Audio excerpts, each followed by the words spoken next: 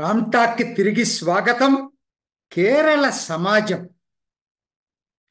ఓ వినూత్నమైన సమాజం. పోయినసారి ఒక వీడియో చేశాను. ఎందుకంటే అనాదిగా ప్లొరలిస్టిక్ క్యారెక్టర్ ఉన్నటువంటి సమాజం. అనాది అంటే కనీసం 2000 సంవత్సరాల నుంచి కేరళ క్రైస్తవులు భారత్లో ఎక్కడా లేనట్లుగా 2000 సంవత్సరాల క్రితమే కేరళ తీరానికి వచ్చి సెటిల్ అయినటువంటి వాళ్ళు. అది మీకు ఎక్కడ కనపడదు. మిగతా మిగతా రాష్ట్రాల్లో ఎక్కడా కనపడదు. ముస్లింలు కూడా 7-8 శతాబ్దాల్లో వచ్చి స్థిరపడిన వాళ్ళు. తర్వాత కన్వర్షన్స్ జరిగినాయి. టిప్పు సుల్తాన్ టైంలో ఎక్కువగా జరిగినాయి. అది వేరే యాంగిల్. కాకపోతే అనాదిగా ఉన్నది మనకి మిగతా భారత్ అంతా కూడా పశ్చిమ వాయవ్య ప్రాంతం నుంచి ఖైబర్ ఖాను నుంచి వస్తే వీళ్ళు అలా కాదు. వీళ్ళు అనాదిగా ఆ మన మిడిల్ ఈస్ట్ నుంచి వచ్చి ఇక్కడ సెటిల్ అయినటువంటి వాళ్ళు. ఎందుకు ఇంతగా దాని గురించి నేను చెప్పాను అంటే, ఇంత ప్లొరలిస్టిక్గా ఉన్న సమాజం ప్రత్యేకంగా ఇంకొక ప్రత్యేకత ఏంటంటే, కేరళలో ముఖ్యంగా ముస్లింలకి క్రైస్తవులకి కాన్ఫ్లిక్ట్ ఆఫ్ ఇంట్రెస్ట్ లేదు. ప్రపంచంలో అన్ని చోట్ల ఉంటుంది ఈ రెండు సమాజాల మధ్య. కానీ కేరళలో లేదు, అంత అనాదిగా ఉన్నా కూడా. కారణం ఏంటంటే, కేరళ క్రైస్తవులు ఉన్న ప్రాంతం, కేరళ ముస్లింలు ఉన్న ప్రాంతం విడివిడి. నార్త్ కేరళలో ముఖ్యంగా మలబార్ ప్రాంతంలో ముస్లింలు ఉంటే, మధ్య కేరళలో క్రైస్తవులు ఉన్నారు. మధ్య కేరళలో, దక్షిణ కేరళలో క్రైస్తవులు ఉన్నారు. సో కాన్ఫ్లిక్ట్ ఆఫ్ ఇంట్రెస్ట్ ఎక్కడ లేదు ఇంతవరకు. ఆ తర్వాత మీకు అదే మళ్ళీ హిందువులకు ముస్లింలకు మధ్య ఉంది. మీకు తెలుసు కదా, మొప్పలార్ తిరుగుబాటు గురించి నేను చెప్పాల్సిన పని లేదు. చాలామంది ఇప్పుడున్నటువంటి ముస్లిమ్స్లో కూడా హిందువుల్ని బలవంతంగా టిప్పు సుల్తాన్ టైంలో కన్వర్ట్ చేసినటువంటి సంఘటనలు కూడా మనందరికీ తెలుసు. చాలా ఓచకోత కోసిన పరిస్థితులు కూడా చూసాం హిందువుల్ని. సో ఆ కాన్ఫ్లిక్ట్ ఆఫ్ ఇంట్రెస్ట్ హిందువులకి ముస్లింలకు ఉంది. అయితే ఇది సామాజిక పరంగా చూసుకునేటట్టయితే ఇప్పుడు ఒక్కసారి మీకు అసలు కేరళ సమాజం ఎలా ఉందో ఒక్కసారి బ్రీఫ్గా చెప్తానండి. హిందువుల్లో ఏ జనాభా ఎంత అంటే, మొత్తం జనాభాలో వాళ్ళ శాతం అంతా, హిందువుల్లో ఆ హిందువులు ఎంతమంది, ఈ సామాజిక వర్గం సంబంధించిన వాళ్ళు పట్టిక ఇచ్చాను చూసుకోండి. నాయర్లు, వీళ్ళు అప్పర్ క్యాస్ట్, వ్యారియర్ క్యాస్ట్, మన శత్రువులు అనుకోండి. అక్కడ వాళ్ళే రాజుని కాపాడేదంతా వీళ్ళే మొదటి నుంచి కూడా. నాయర్లు 11.9% మొత్తం జనాభాలో ఉంటే, హిందువుల్లో 21.3% ఉన్నారు. కాకపోతే హిందువుల్లో ఎక్కువ గణనీయంగా ఉంది ఎవరంటే యజవాల్. 21.6% మొత్తం జనాభాలో ఉంటే, ఒక్క హిందువుల్లో దాదాపు 40% ఉన్నారు. ప్రధానమైనటువంటి కమ్యూనిటీ యజవాల్. బ్రాహ్మణులు ఉన్నారు కానీ పెద్ద నాడార్లు, విశ్వకర్మలు, మిగతా ఎన్ని కూడా ఇచ్చాను చూసుకోండి. ప్రధానంగా యజవాలు, నాయర్లు రాజకీయాల్ని ప్రభావితం చేస్తున్నారు మొదటి నుంచి కూడా. కమ్యూనిస్టులు ప్రధానంగా బ్యాక్ బోన్ ఎవరయ్యా అంటే వాళ్ళే. ఏది యజవాలు. మీరు ఈకే నైనర్ చూసుకున్నా, లేకపోతే తర్వాత అచ్యుతానందం చూసుకున్నా, వాళ్ళందరూ యజవాలు. ఇప్పుడున్న విజయన్ కాదు, అదర్ బీసీ యజవా కాదు, కానీ యజవాసు బ్యాక్ బోన్ కమ్యూనిస్టులకి. ఇక క్రైస్తవుల్లోకి వచ్చినప్పటికీ మొత్తం జనాభాలో వీళ్ళు 54.7%. ఇది నేను 2011 లెక్కలను బట్టి. క్రైస్తవుల్లోకి వచ్చేసరికి నేను ఇంతకుముందు ఒక వీడియో చేశాను, దీనికి లింక్ కూడా పెడుతున్నాను చూసుకోండి అది. ఎందుకంటే అది చాలా ముఖ్యం. వీళ్ళు ప్రధానంగా బ్రిటిష్ వాళ్ళతో పాటు, యూరోపియన్స్తో పాటు వచ్చిన క్రైస్తవుల శాతం కేరళలో తక్కువ. అది మీరు మర్చిపోతున్నారు, అది మర్చిపోవద్దు. ఎందుకంటే ప్రొటెస్టెంట్గా వచ్చినటువంటి వాళ్ళ శాతం తక్కువ.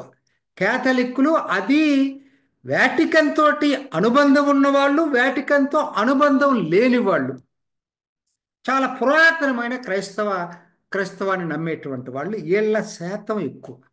కేరళలో వాళ్ళు కూడా రకరకాల ఇవన్నిటికీ నేను అంతకుముందు వీడియోలో చెప్పాను వీళ్ళది ఏమేంటి అనేది కూడా.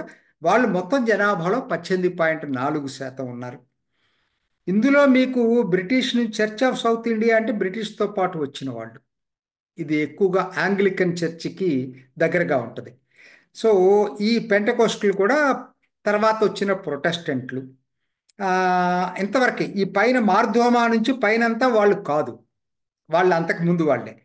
తర్వాత ముస్లింలు కూడా ప్రధానంగా షియాలు, సున్నీలు. షియాలు చాలా తక్కువ, 1.6%.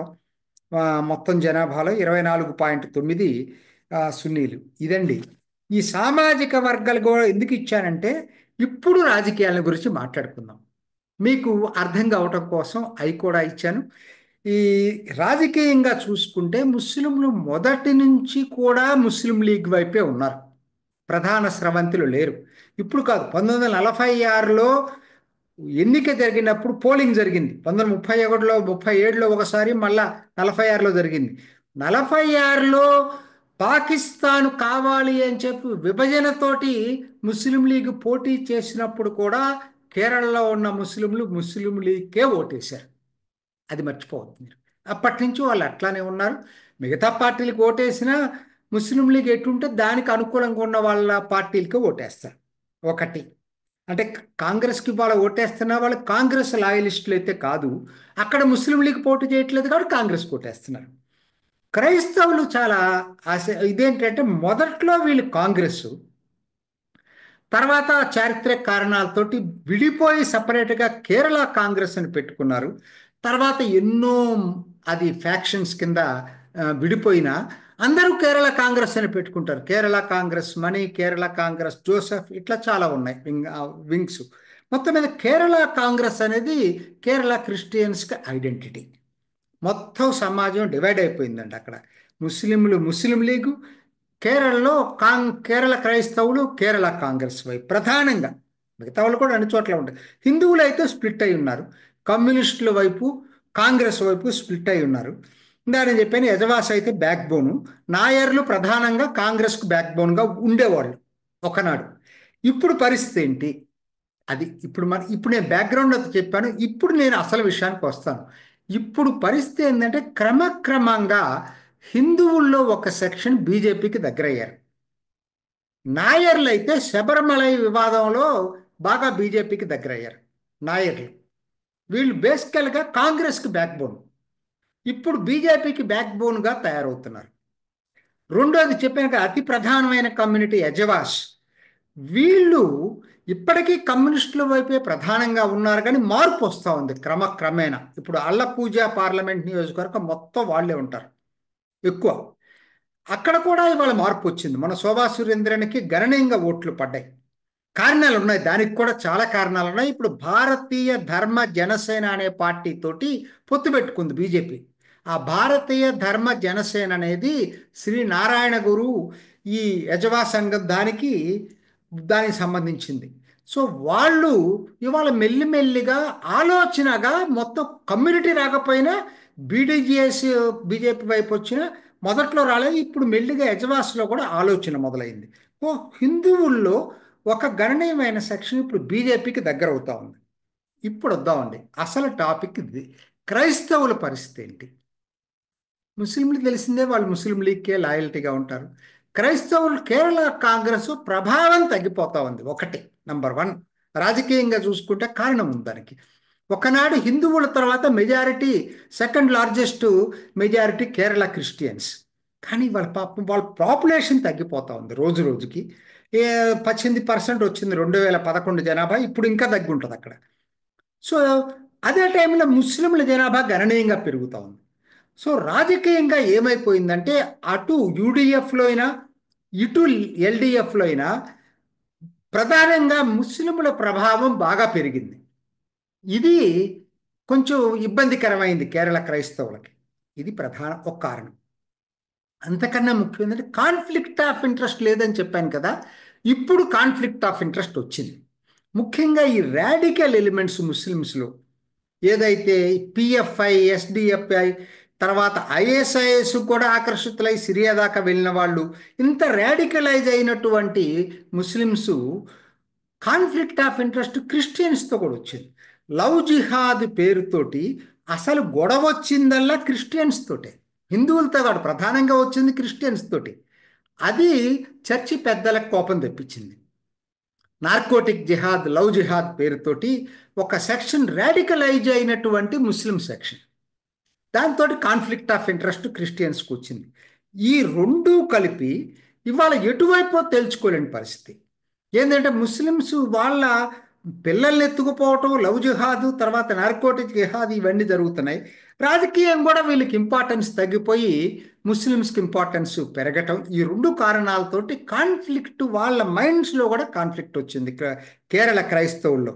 అదే టైంలో హిందువులు కూడా ఒక సెక్షను మొదటి నుంచి వీళ్ళు బాప్టైజ్ చేస్తున్నారు, కన్వర్ట్ చేసుకుంటున్నారనే గ్రీవెన్స్ హిందువులకు ఉంది. సో ఎటు తేల్చుకోలేని పరిస్థితుల్లో హిందూ ముస్లిం ఇది కేరళ క్రైస్తవులు ఉన్నారు. అయితే కేరళ క్రైస్తవుల్ని తమ వైపు తిప్పుకోవడానికి బీజేపీ చాలా తీవ్ర ప్రయత్నం చేస్తుంది. మోడీ చర్చికి అటెండ్ అవుతున్నాడు క్రిస్మస్ రోజు 2-3 సార్లు నుంచి ఢిల్లీలో అటెండ్ అవ్వటం, ఈ కేరళ వచ్చినప్పుడు వాళ్ళని కలవటం, ఇవన్నీ ప్రభావం చూపిస్తున్నాయి. వాళ్ళు క్రిస్మస్ టైంలో బీజేపీ కార్యకర్తలు క్రైస్తవుల ఇళ్ళకెళ్ళి వాళ్ళకి సహాయం చేయటం, ఇట్లా రకరకాలుగా అంటే దగ్గరకు రావడానికి చాలా తీవ్ర ప్రయత్నం అయితే బీజేపీ చేస్తాం. అందులో భాగమే త్రిశూర్ పార్లమెంట్ ఎన్నికల్లో సురేష్ గోపికి ఒక సెక్షన్ ఆఫ్ కేరళ క్రిస్టియన్స్ ఓటేశారు. ప్రధానంగా త్రిశూర్ క్యాథలిక్ మెజారిటీ ఉన్నటువంటిది. అదే మళ్ళీ మీకు పాల్ఘాట్లో ఓటేయలేదు. పాల్ఘాట్లో ప్రాబ్లం ఏంటంటే అక్కడ ప్రొటెస్టెంట్స్ ఉన్నారు, అక్కడ కూడా మార్పు అయితే వస్తూ ఉంది. కేరళ క్రిస్టియన్స్ ఇవాళ ఏం చేయాలో తెలియని పరిస్థితి వచ్చింది. అందుకనే 2026 కేరళ అసెంబ్లీ ఎన్నికల్లో కేరళ క్రైస్తవుల పాత్ర కీలకం కాబోతుంది. వాళ్ళు ఎటువైపు ఉండబోతున్నారు? యూడిఎఫ్ వైపు ఉంటారా, ఎల్డిఎఫ్ వైపు ఉంటారా, లేదంటే బీజేపీ వైపుకి వస్తారా అనేది అతి కీలకం 2026 అసెంబ్లీ ఎన్నికల్లో కాబోతా ఉంది. ఇది ఈనాటి రామ్ టాక్. ఇంకొక ఎపిసోడ్లో మళ్ళా కలుసుకుందాం. నమస్తే. చూసారు కదండి, మరి ఈ వీడియో కనుక మీకు నచ్చినట్లయితే ఒక లైక్ కొట్టేసి మీ అభిప్రాయాన్ని కూడా కామెంట్ బాక్స్లో తెలియజేస్తూ ఇలాంటి ఇంట్రెస్టింగ్ అప్డేట్స్ కోసం మా ఛానల్ని సబ్స్క్రైబ్ చేసుకోండి.